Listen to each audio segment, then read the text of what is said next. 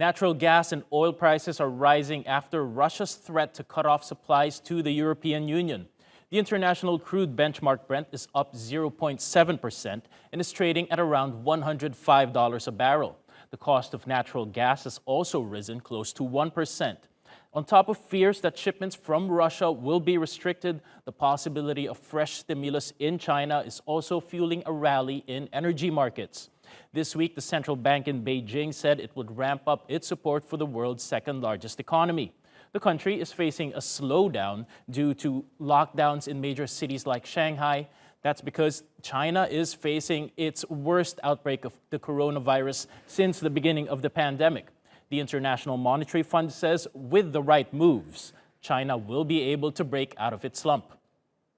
China does have policy space. Not all countries are so lucky, and it can take both monetary and fiscal policy actions.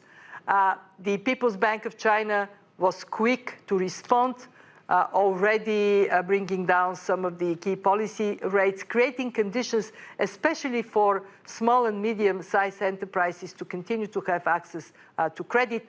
And the Chinese government is considering also measures on the fiscal front.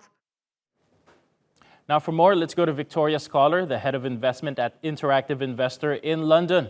Welcome back to the program, Victoria. Now, as I said there, this was always the fear that Russia would start restricting supplies of natural gas to the European Union. How big of a concern is this for the rest of the bloc and not just Poland and Bulgaria, which are the current targets?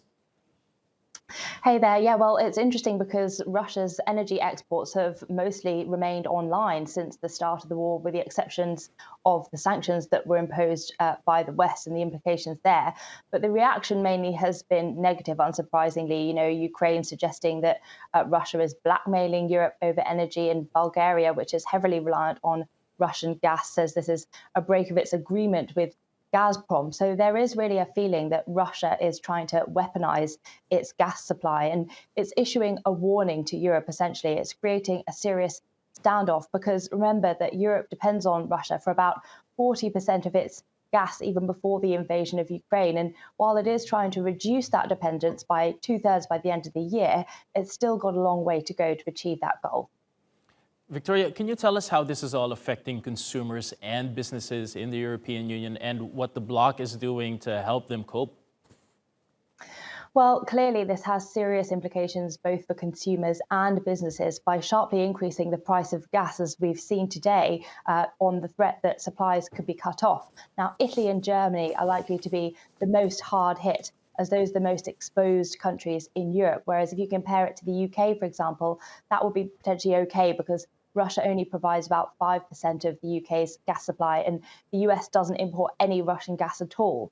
Now, we've already seen a big price jump in terms of gas at the start of the war, and any further disruptions are likely to drive prices higher. So clearly that's going to have implications for consumers in terms of bills, as well as businesses in the same way. And Europe has been looking to try and look to alternative energies like renewables, but these things take time.